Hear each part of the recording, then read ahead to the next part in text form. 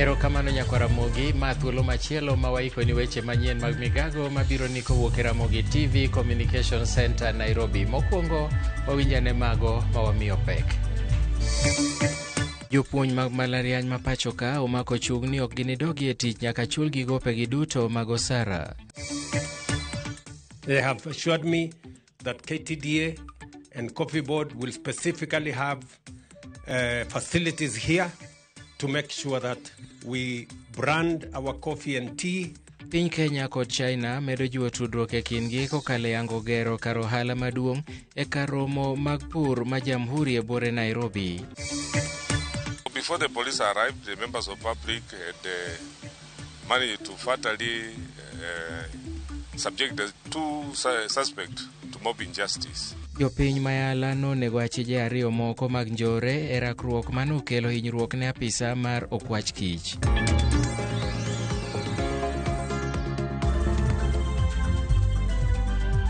Machiegni nyaka Ramogi, nyinga Milton Ochieng'. Jopuonj mag mbalariany mag piny owacho oramo ni ngang' kata nade ok gibidok e tich nyaka sirikal chulgi omenda ma gibandho. Kokalo kuom jatend jopuonj kod jotich mag mbalariany, giko ni sirikal osebedo katugo kodgi kod singo ma ok chopi, kendo giseloko winjruoge ma gisetimo ka gir tugo. Ng'anyo ma kama bende orocho chenro mag somo e mbalariany mag piny owacho ma pacho ka. Wabro kelonu mathoth kotudore gi siganano e weche manyien mabiro bang'e. Komachielo bende en ni jatend piny William Ruto oyango chenro mar gero kar romo mar ohala e kind piny Kenya gi China, gedo mitime alap ma Jamhuri. Gedo no manengo ne dhi muonyo siling bilion 5 biro bedo kar nyiso mwandu, kar ohala, magawa kod chenro mamoko, kendo yangi ni obiro chiwo thuolo mag tije ne jo Kenya maromo 3,000. Jatend piny oyango ni gere Jamhuri en okang' mar miyo ngima kuonde romo mag pur ma chiagi osebedo ka duono e higni mokalo. Please.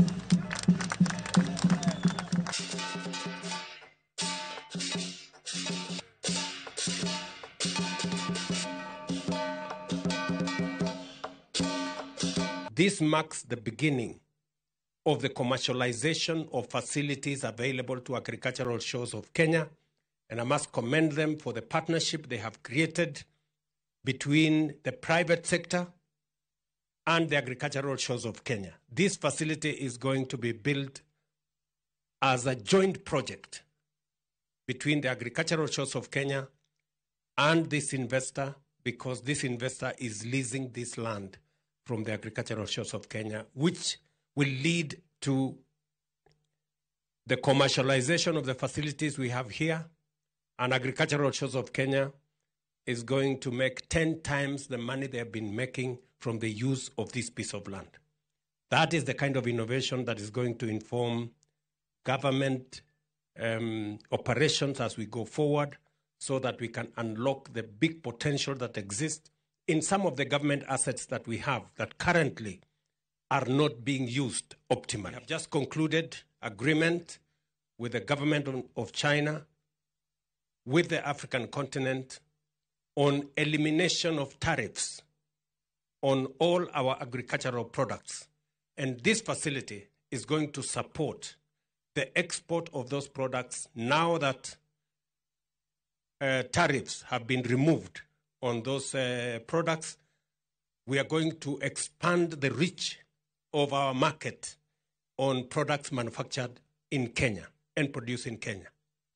They have assured me that KTDA and Coffee Board will specifically have facilities here to make sure that we brand our coffee and tea and we market them globally, including to the Chinese market. Duol mochune kedo kod mibadhi e pachoka EACC ochako tiyo machiegni kod piny owacho ma counties e chwogo komiti mabiro konye kedo kod tiyo arietha gi mwandu mag jopiny motere counties. Koloso e limbe mare e kaunti ma Tana River, apisa mar EACC Alfred Mshimba olero okang' ma kamano biro konyo reso omenda mosebedo ka lal e lwet jomibadhi. Magi obiro e kinde ma nonro mar EACC yango ni kaunti ma Tana River en achiel kuom mago ma mibadhi ogo e tach gatamalo 74.7.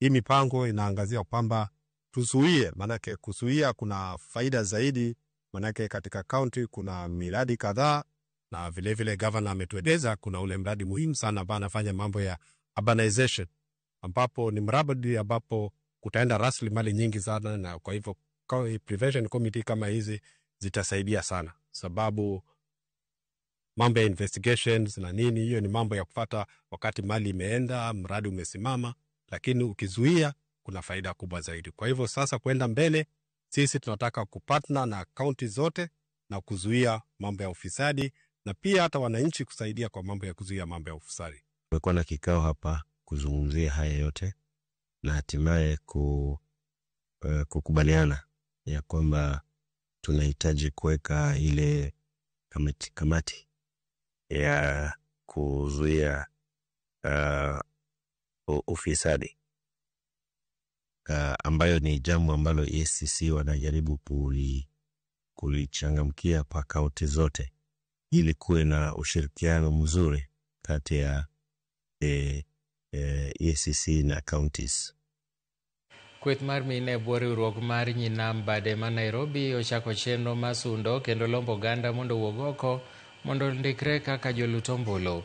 Ka giloso Nairobi e kar bago rombe ma Uhuru Park, gijiwo mine kod rowere manyiri ni chenro ni chiwo negi thuolo mar biro yiero jotelo magidwaro. Magitimore ka duol matayo yiero pacho ka IEBC geto mandiko jolut ombulu manyien maromo 6.3 million.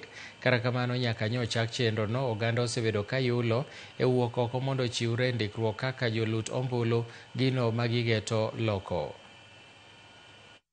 Wan gi chenro mar nyiso jodhodwa te mani Nairobi ka kata gi counties mamoko mondo mi owuog oko okaw ID kuom jok ma onge gi ID. Wan gi nyithindwa matindo kod mine matindo ma pok okaw ID, to wadwani mondo gikaw kipande mondo mi giyud thuolo mar kaw kura, nikech kura osechaki nyoro. Koro wanyiso jowa mondo owuog oko mondo kaw kura. Emomiyo wanyiso jogewa, mine wetewa manie girube mopogore opogore Nairobi ka mondo giwuog oko gikonywa golo jowa maonge ID mondo mi okaw ID. Ka gisekaw kipande to gikaw kura, ka gisekaw kura to warit go kura. Being that the voter registration is on and we have realized most of them are not having the IDs, so today we are doing mobilization to make sure that young mothers and the youths that are within the informal settlements, actually with Nyinam we are dealing with the women within the informal settlement. So we are working throughout within the constituencies in Nairobi, and today we gathered here in Uhuru Park as a group to mobilize for ID. Jopiny Mayala onego achije ariyo mag njore ka obila achiel mar okwach kich bende oyudo hinyruok e wiye bang' rakruok motelo bedo e kind achijego kod obila e boma Mayala otieno manyoro. Kanoyango wachno, OCPD Magemiala Charles Wafula oyango ni obila mag okwach kich ne oriko tim apedha mar kedo gi njore e boma Mayala e kinde mane girade gi jonjorego. E sach rakruok ma kamano, obila no noyudo chuma mabith kod apiko michich ni nyalo bedo ni ema nitiyo godo e kuo mar apiko e alworano. Wafula omedo ni jopiny manoyudo maling'ling' mar rakruok ma kamano nochopo kendo tieko ngima achijego kanyo ka koro nonro dhi nyime e kinde ma ringregi osechwal e kar kano ringre ma Yala.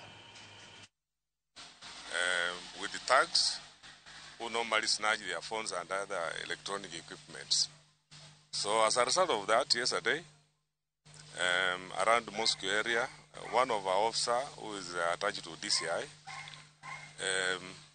managed to find two young youths who are armed with a clobber, a metal bar, which is here.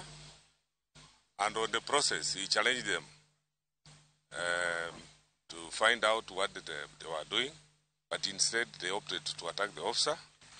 And as a result of that, the officer was critically injured on the head, but he managed to struggle with them and really managed to snatch this item from them, and he used the same equipment to defend himself. So the two suspects managed to run away, but lucky enough, members of public who are around also realized that there's a commotion between the officer and these thugs.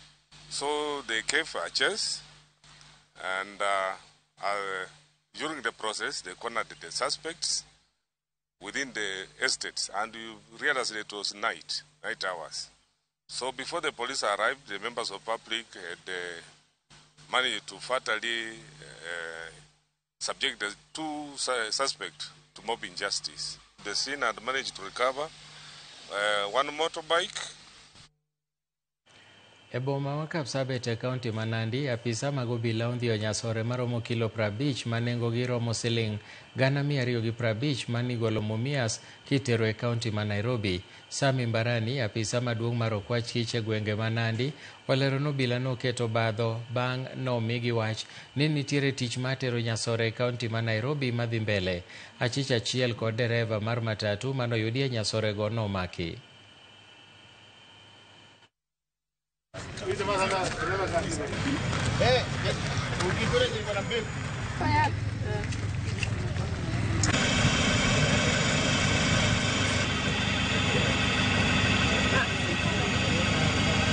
We had received prior information that there was a vehicle that was conveying plant material suspected to be cannabis sativa all the way from Mumias, and the same was destined to Nairobi.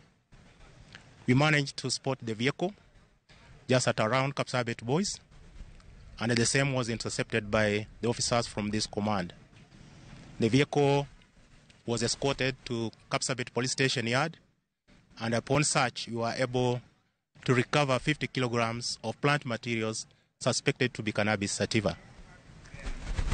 The street value of this plant material suspected to be cannabis sativa is approximately 250,000. The vehicle in question here was a KCY 949W Toyota Shuttle belonging to Eldoret Shuttle Sacco.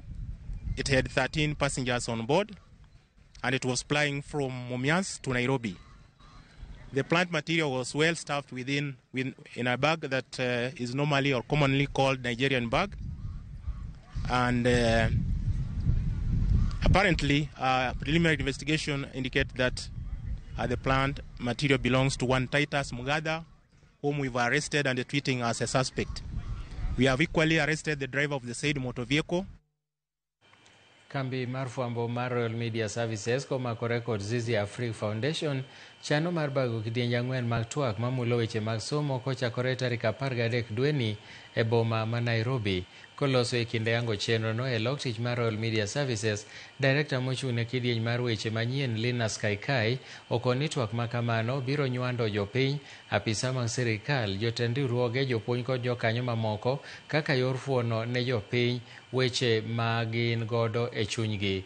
Bende tarik 13 dweni romono biro bedo mar somo mar CBC mar ng'iyo chenro moketi mar neno ni jopuonj mawuok e junior secondary kadhi senior school obedo kod ng'eyo makare. Sekta ya elimu kwa sasa hivi yanahusu ama yanahusunisha watu wengi nchini Kenya. Kwa hivyo jukwaa hili ambalo tutaliandaa kuanzia tarehe 13 mwezi huu wa Oktoba itawapa nafasi wa Kenya wengi kupasa sauti zao na kutoa maoni yao kuhusu masuala yanayohusu elimu nchini. Je, ni vipi kurekebisha masuala hayo ambayo hajaenda vizuri? Ni vipi kuendeleza yale ambayo yanaendelea vyema? Riwruogni wan riwruok ma wabiro timo gik miluongo ni town halls, wabiro bedo gi romo mopogore opogore mabiro chiwo thuolo ne jopiny mi mondo owuo kata ochiw pachgi e weche mag somo e Kenya ka. Kaka ung'eyo sani wantie kod pogruok mang'eny matimore somo, to mi mondo pogruok kata lokruok ma piny owacho temo timo ni odhi maber, dwaro ni mondo jopiny obed jok manyalo bedo ni gigolo duondgi to bende gichiwo paro. Kawadok e sigana mokwongo en ni jopuonj mag mbalariany mag piny owacho oramo ni ngang' kata nade ok gibidok e tich nyaka sirikal chulgi omenda ma gibandho. Kokalo kuom jotend jopuonj kod jotich mag mbalariany, giko ni sirikal osebedo ka tugo kodgi kod singo ma ok chopi kendo giseloko winjruoge ma gisetimo ka gir tugo. Ng'anyo ma kamano medo rocho chenro mag somo e mbalariany mag piny owacho e pacho ka. Mtusikizeni sisi. Sikizeni viongozi wenu. Simameni imara mkidai haki zenu. Haki ni yenu. Katiba ni yetu. Wasimamizi wa vyuo vikuu, wacheni vitisho. Kama mnataka maongezi au majadiliano, tupo. Jongeeni mbele. Ketini kwenye meza, tuangaliani macho kwa macho. Alafu tuzemezane. Lakini kutuambia na kututisha na kufanya nini hayatasaidia hayo yote, bali mgomo. Swala nzima la mgomo ni kwa sababu sheria au mahakama ilipitisha kwamba hawa wafanyikazi walipwe fedha zao. Tusidai, walipeni pesa zao, mgomo utaisha. 3 demands. Moja imetimizwa. Si hiyo mlikula? Sasa mnangoja 7.9. Let them not entice you with the 2.3 billion. Hoovering a few coins of expiation to lecturers like 2.3 billion. You think now that is enough? We want 7.9. Thank you very much. Kaluwore gi ng'ikruok mathoth e sekta mar somo kowuok kuom nok mar omenda mag somo michiwo kod sirikal, thoth tend sikunde ma pacho ka koro manyo riekni mamoko kendo lony masani mar neno ni jopuonjre oyudo gigo madwarore e somgi mar CBC. Tend sikund primar ma St. Anne Sega e kaunti ma Siaya oketo yore mag pur manyasani mar neno ni gipidho kothe manyak kendo kuom thuolo machuok. Ka yor nero ma bende omiyo skund nero pidho alode kod olembe mopogore opogore e kuonde mane nitiere maua kod buya. Japuonj maduong' mar skundno Sister Mildred Akinyi owacho ni chenrono osekonyogi e pidho jopuonjre kendo tiyo gi alode e practicals mag CBC. Omedo ni chenrono osekonyo som CBC mathothne en practicals, ka bende en ni nyaka gichak chenroni gisedhi maber e yore mag reso omenda. And then it's also practiced out because of scope.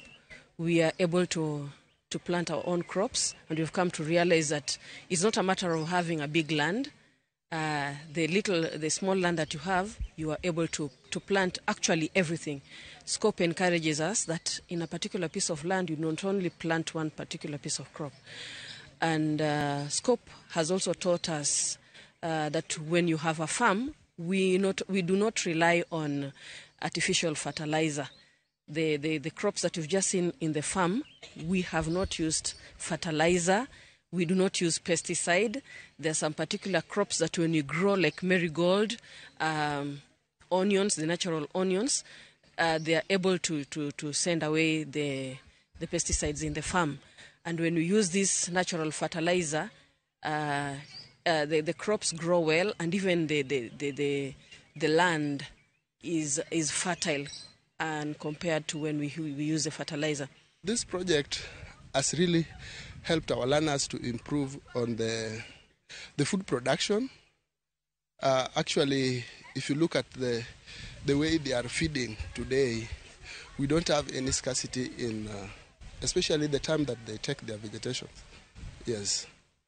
When they are taking their vegetables, the learners get source of vitamins. Just as you have been told, if you look at our garden, it is composed of several plants. The meaning of Scope Kenya is school, colleges, and permaculture. Permaculture means planting different types of crops in the same land. We don't need to buy vegetables outside. It helps us a lot. And what I would like to advise other schools is that you can also start the project even anywhere you are. It doesn't matter. It will really help you, and it will help the school to save a lot of money. Migao mathieth e kaunti ma Migori ochako chenro machwalo thieth ka itiyo kod lony manyasani. Jatend migawo mathieth e kaunti no Caleb Apondi owacho ni giseyudo masinde 529 ma gidhi tiyo godo e ute mag thieth 80 e kaunti ma Migori. Opondi nowacho ni jochiw thieth bende oseyudo tiegruok makare e yor tiyo gi masindegi. Bende nomedo ni kaunti no kaluwore kod chenro ma kamago osego okenge makare ne jiwo thieth ne jopiny.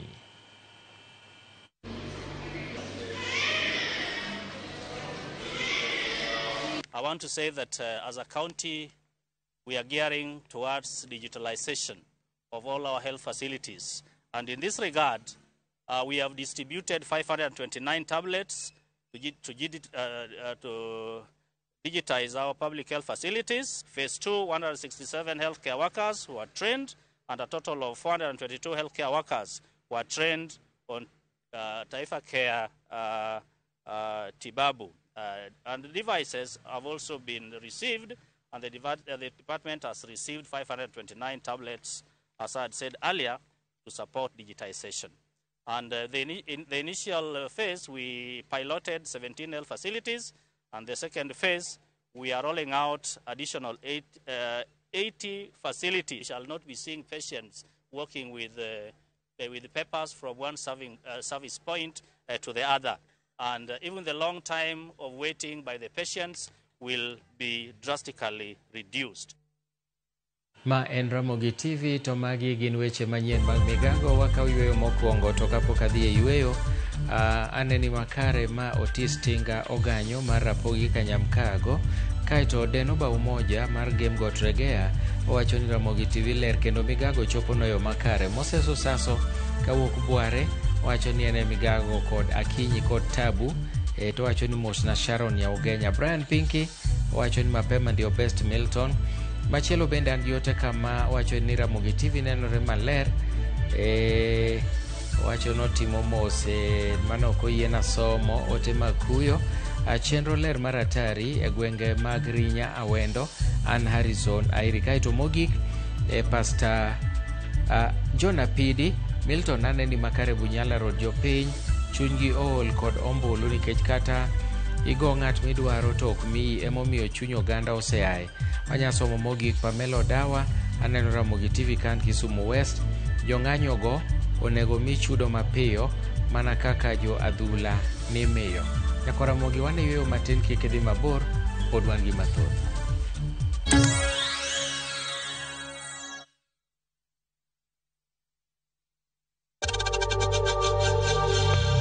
We know times are tough, so save money by buying airtime from M-Pesa to any network with zero transaction fees. Dial *487*2# and get your airtime PAP with zero transaction costs.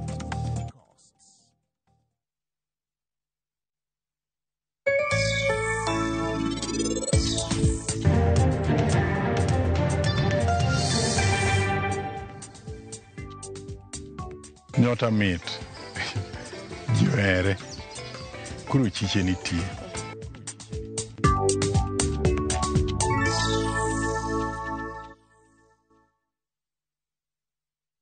The world slows down, and in the quiet, we find each other again. We laugh louder, we love deeper, we reconnect with friends, with each other, with ourselves. This is the low season, the season for connection. Rediscover your partner over dinner by the ocean in Diani. Sing and laugh with friends on a self-drive safari to the Mara. Unwind as a solo traveler, journaling by a fire in Elementaita. Or finding calm with a massage overlooking Lake Nakuru. Because travel isn't only about where you go, it's about the people and the moments you take with you. This is the season for you. Visit VU Travel and let's plan your low season travel. VU Travel. Let's plan your story. Hello, who is there? Egwengni, wach landore mapiyo moloyo ote mar pesa. Kendo nyiero en chenro mar oganda. Chief ong'eyo wachno, kata jopeng' ong'eyo. Ka chieng' tich abich ochopo, waduto wachokore. Ok ne baraza, to ne nyar kochia. Nyakochia gokoko. Oh, nyakochia toxin. En chenro magik moko duto ng'aw malo mokalo tong'. Chakre sigendni weche miwacho. Pato akanyi leo chunya nonyuoli kure. Riwreuru gi oganda duto kendo weuru wanyier ka gima ok ochuno ni ng'ato chul puotheno. Kokija richo ting badi malo. Jehova Nyasaye golo nyaka moponde ndalo. Nyarkochia tich abich saa 1:45 otieno mana e Ramogi TV.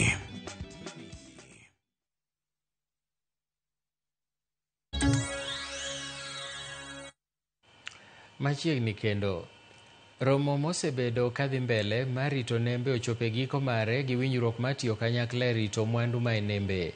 Marien tok yangore ni chido mar aluora koso tiego oganda matiyo gi nembe e yore mag rite osemiyo nembe medo wito ber margi gi mwandu manie iye.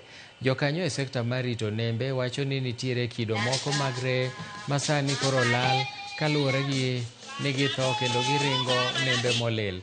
Gidwaro ni mondo med kas tiegruok e wi rito nembe kendo goyo fwai jogo moyudi kalilo nembe.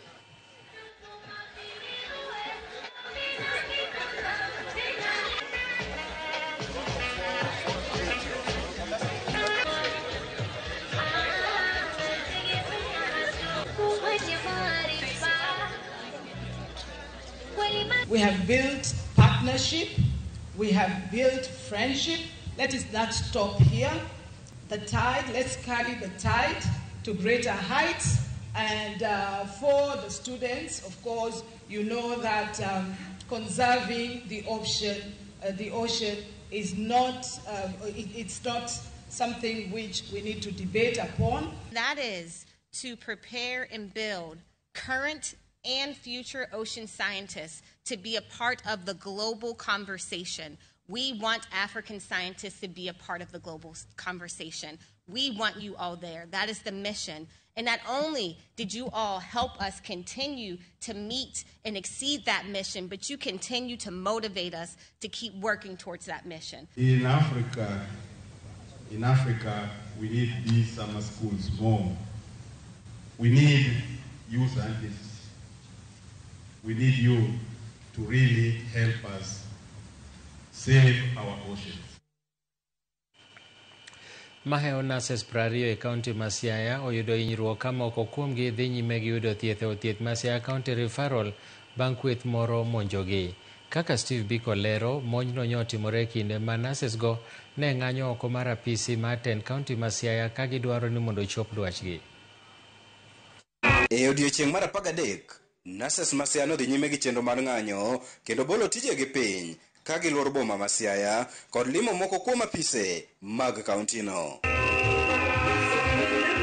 Gikone to wuoth nokelogi e laro mar rangach madonjo apis mar gavana ma Siaya mane giyudo kolor. Bang' rem donjo e apisino, nurses go noramo mar bago ng'anyo mamuol oko kae.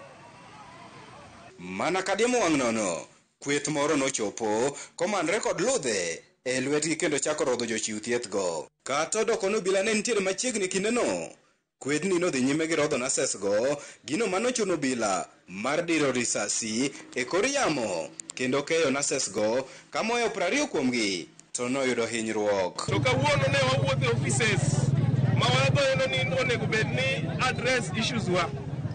To kata kamano ka wachopo ka gavana ma Siaya to wayudo kolor gate nok wadonji. Osebedo ka plan karaguns kaka gidwa atakwa. To daka matin to polisi bende ochopo. Polisi chako shoot in the air to guns ma imiyo rungu ka gavana owuok ochako goyo nurses. Guns gi ludhe mondo giwuok koda gigogo nurses moting'o mana firimbi e lwetgi, oting'o mana vuvuzela e lwetgi, to biro mana ratiche mondo yudi. Okwamor. E twak margi gi jofwamb weche bang' limo jowetegi manochwal e od thieth ma Siaya County Referral Hospital, nurses go okwedo tim makochno ka giramo ni buok ma kamano ok nyal thiro chenrogi mar sundo tend kaunti ma Siaya mondo winj ywakgi. Nurses 20 mohinyre, an achiel kuom joma hinyre, simbe wa okwang, an achiel kuom joma simbegi okwang. Okwamor kendo wan very disappointed. Wadwa ni gichul pesa ming'ade mshahara third party deductions magin gingado tok chul pesa ni akeku magitere ni chuli mana net salary modongcha kawa wuok nwa manyora tichwa ama dioro nwa guns wadagi CBA return to work formula ma 2017 SRC circular acute shortage of nurses magigik madwa ni mondo bed address record monyuma kamano nurses yosingo mar ndiko dhogi etesendo bila Masiaya mar neno ni obilo ka okang' mowinjore ne jonjore go. Steve Biko, Ramogi TV, Siaya. Doho otuono OCS machon ma Nairobi Central Samson Talam gachije mamoko Rambun ewi buch nek mar rawera Albert Ojwang. Doho nowacho ni weyo achijego thuolo nyalo rocho chenro mar neno. E doho achiel onogono ma Kibra ne olim bura mar nek mar manotimore e ward mar osiptal ma Kenyatta kaka jafwambo marwa Elizabeth Ajode leronwa. En ng'eto ma oketo ohinga ne OCS machon matesendo bila ma Nairobi Central Samson Kiprotich Talam koda Tamogi Rambun ewi buch nek mar rawera Albert Ojwang mane onegi e tesendo bila no ma Nairobi Central. E nyim jang'ad bura Justice Diana Kaveza okinde mag achijego oywak ne doho mondo miwegi thuolo gi Rambun ka achiel kuom wach magin go en ni Talam kod Lange ne osechung e tich ma ok ginyal rocho neno. Justice Kaveza kata kamano ong'ado ni achijego pod biro bedo e od ang'ech nyaka joneno manie burano chiw nendgi. Doho nyiso luoro ni achijego nyalo rocho neno mantie. Such reasons include the likelihood of absconding, interference with witnesses, danger to victims or the public, endangerment of national security or the public interest in pretrial detention. 1. Seriousness of the charge. The prosecution argued that the charge of murder carrying the death penalty upon conviction creates a strong incentive for the accused persons to abscond if released. Kaveza okwedo dwaro mar okindego ka owacho ni kata obedo ni osechung gi e tich pod gin kod mbii manyalo rocho joneno mamoko kuom gi gin obila. Bende omedo paro ne jobura pek mabuch Albert Ojwang ni godo. In the present case, the unrest that followed the death of the deceased cannot be dismissed as a passing incident. The widespread protests, the destruction of property, including the burning of Mawego police station, and the climate of fear generated are indicative of the heightened sensitivity surrounding the matter. Burano bende ne obedo gi mutni bang' jago moro pore kagoyo koko kendo wacho ni owinjore maki jalupo gai mar obila Eliud Lagat kendo kete kaka achich maduong'. Arrest Eliud Lagat. Arrest the main suspect in this case. Without the main suspect being arrested, Kenyans will not get justice in this case. We will not forget. We will not forgive. Kokono ne obwogo jang'ad bura kendo ne ogolo chik mondo maki jagono kendo tere tesendo bila makibira gi ketho mar rocho chenro mag doho. Same person, take him to Kibera police station. I'll be the complainant here. Interference creating a disturbance. Take him to the police station. E doho nogo bende owinjo bura machielo mar nek mane otimore osiptal maduong' ma Kenyatta. Nek ma itudo go jago manyinge Kennedy Kalombo Tole mane owinjore omi thuolo mar yie kata dagi ketho mare. Burano ne okogoyo okang' maduong' bang' okinde mag Kalombo Tole tamore yie gi ripot mar lakteche manyiso ni achijno wiye tamam. Giwacho ni Kalombo Tole pache ok ler kendo nyaka tim nonro manyien. We expected that the accused should be observed severally over a long period through lengthy sessions, and lengthy notes should be detailed and furnished to this court and to the defense and the prosecution, showing how the conclusions are arrived at. My lady, this case is not like most others in the sense that the mental assessment report being carried out here is not merely perfunctory. It is not merely to check a box. Kaluore kod kwayono, doho wacho ni gibiro chiw chik kadipo Kalombo Tole owinjore opim obwongo mare kendo. Burano ibiro lim tarik 22 dwe mar 10 higani. Elizabeth Ajode, Ramogi TV. E chenro mar ng'e gwenge wa kawuono, wamenyo gweng' ma Chula Imbo e kaunti ma Kisumo. Nyingni nochakore nade, to sigana mane ma jogweng'no ni godo. Watudre nena gi Millicent Adhiambo mondo ketwa e ler.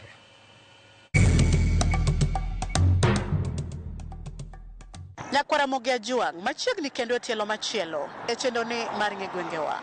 Jumani kalapapla mar ng'e gwenge owuok e kaunti ma Homa Bay. Ofuyo ma obiro piyo e kaunti ma Kisumu e gweng' mong'ere ni Chula Imbo mayudore e sub kaunti ma Kisumu West. Ka iwinjo kata iselimo kamiluongo ni Chula Imbo, ang'o mabiro e pachi?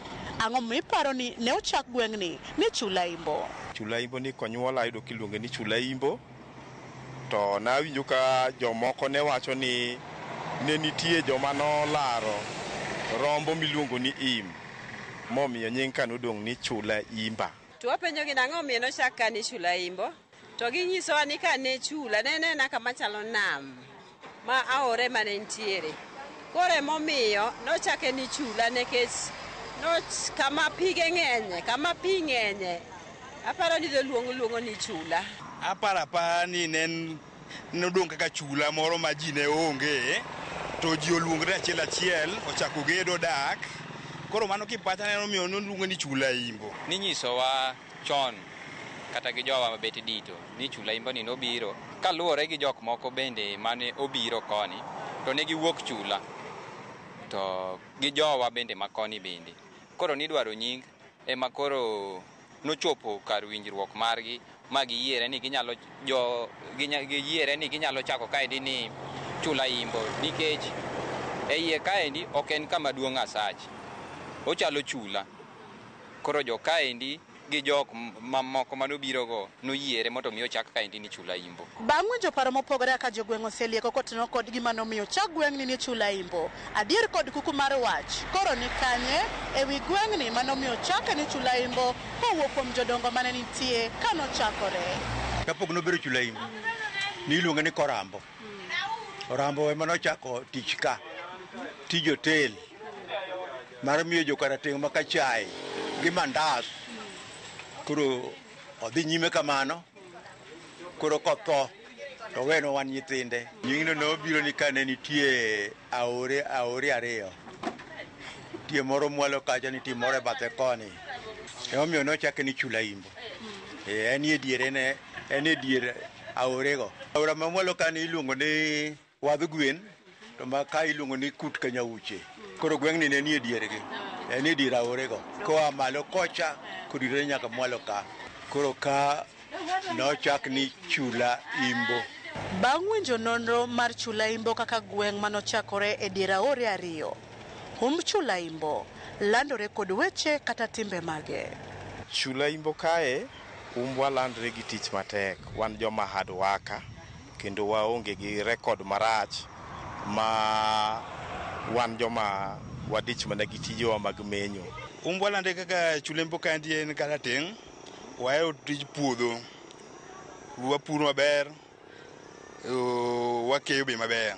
According to gi school ma wantiere godo kaendi machiegni, umbwa biro mana kalure gi school ma wantiere godo kaendi manochak ni Chula Imbo mantiere i Chula Imbo wa kaendi. Wapuro ka pur mathere ng'enyi, wan gi puothe ka mwapuro wapidho oduma oganda, alot bende wapidho ka.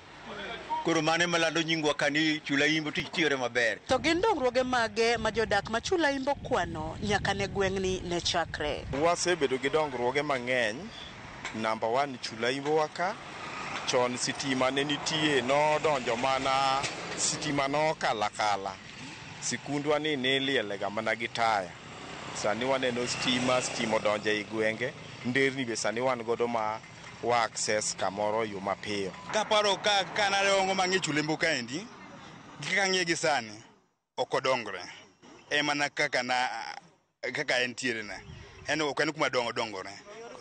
E yor gedo onge, osuptal to wantiego, skul be wantiego moromo.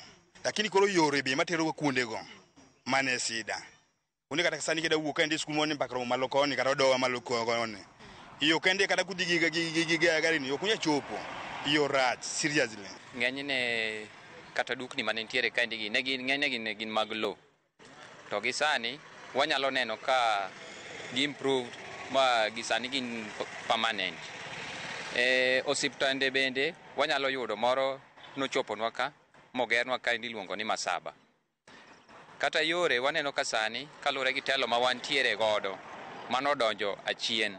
Waneno kosetimonwa bet ber okelonwa yore, oyawnwa yore mang'eny. Osiptal ne onge chon, osiptal obiro kae 1960s. Mose ogero osiptal makani. Skul ne wan gi Chulaimbo primary school, oae primary school koro en secondary school. Mae skul ma nyaka nene, skul matiririri. Ng'ik matiririri. Sima ne waliel gi teini. Ne wanyalo liel gi techo tacho kobo ta chumni no ne Harikan Lam, ne waliel gi Optimus. Stima to biro machiegni. Yore to ne wan gi yore mana mwaluwo mag tielo. Koro mae yo maduong' nikech en be chon nothin kabisa. Koro sirikal obiro moyawe mobet yo maduong'. Maseno nyaka Kisumu town. Nyakwaramogi kata obedo ni jodak ma Chulaimbo ni kod dongruok magi kwano 1, 2, 3. Rem kod kwayo mage ma pod gin go magi gombo ni kokele alworani. To gweng'ni ma Chulaimbo biro dongore mametni chal kod gwenge mamoko. Gima wanyalo kwayo wan gi ndara maduong' mowuok ma connectwa gi Maseno. Ndarano no onego nwe wabinyo onego bed nego e Lam. To sekawo muda sana kapok obedo Lam ndarano ok ober. Onego lose yo makare mondo wa access Maseno to Luanda yo makare. Secondly, weche mag pi. Pok wayudo yore mag pi maber ahinya nikech kuonde moko nitie ma pi osekunyie, kuonde moko pi pok okunyie. Koro gima wakwayo ni ka sirikal nyalo yie to ketnwa ndachwa ni obed highway. Kasto kobedo highway taparo ni ka koro biro bedo town nikech ji biro yawo ohelni mopogore mang'eny kata supermarket bo bet ka. Aparo ni kata mana gine biro bet ka eri kata mana wholesales biro bet ka nikech waonge wholesale. Wamanyo mana gik moko Luanda, Kisumo to bor. Chiro be waonge godo. Kinya miwa chiro mano be nyalo konyowa moloyo. Investors wadwa ni obiye kata kaendi ogede ogere gik moko manya kelo ohala. Kata oketo supermarket madongo, kata oketo dugu kata bank no, kaka an sector mar boda kokele kama machiegni no, odhi yuanwa welo to tich dhi yudore wayudo gimoro e ot. Chulaimbo waka wan gi insecurity nek ng'enye. Koromo gimoro ka sa achiel nyaka winje ni olawo ng'ato mine ma bende mauso kaendi gionge kwe ma kwa nyalo yudo security maber to Chulaimbo nyalo bedo modongore moingo kama intiere gi sani. Koro mocharino be ka gimiyowa to wakano jowa machiegni nikech sani watiyo gi Masaba hospital ema konyowa. Chiro bende waonge go. Wadwaro ni sirikal koyie to miwa chiro ka nikech chiro no oseketho. Nyakwaramogi mana gi kanyo e mwachopo gode gi komachielo ma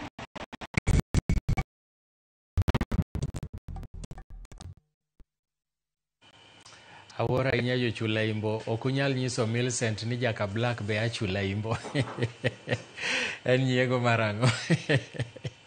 Ka wadhi nyime ni jokanye riwruok mar Lake Victoria Aquaculture Association LVA makelo kanyakla jopidh rech koro dwaro ni piny owacho mondo ketie tim chike marito nam kaluwore kod masiche mag thoe mag rech e pi. LVA wacho ni koso keto tim e chike matayo pith mag rech en achiel kuom gigo makelo pek e pith mar rech kendo nyuolo masiche saa ka saa. Gikwayo migepe matimo nonro e nam kaka Kenya Marine and Fisheries Research Institute mondo mi otim mapiyo kendo gol nonro e wi tho mag rech maende notimore e dho wath Madunga.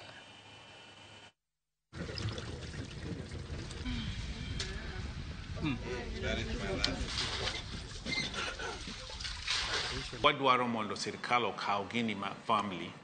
It is not a political issue.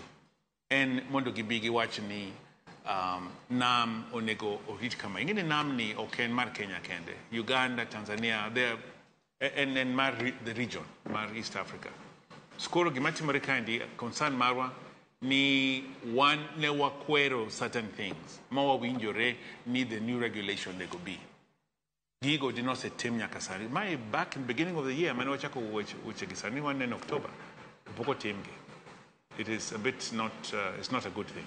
To koro gik matimo regi, jidie na jitimo hala, ji puko gik moko, onge regulation, onge ngama nono gik malongo. To namo ni dikethore. Generation ma biro suffer.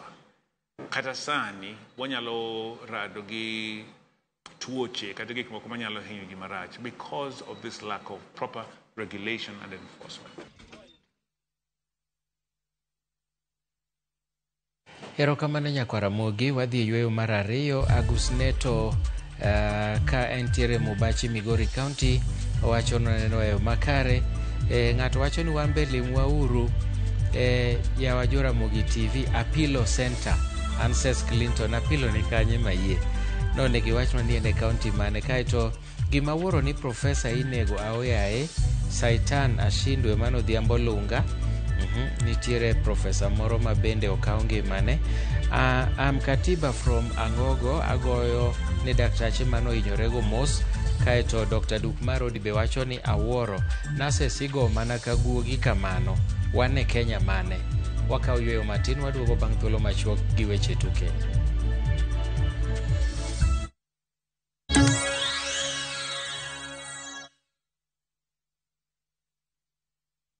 Turquoise waters whisper calm. Coral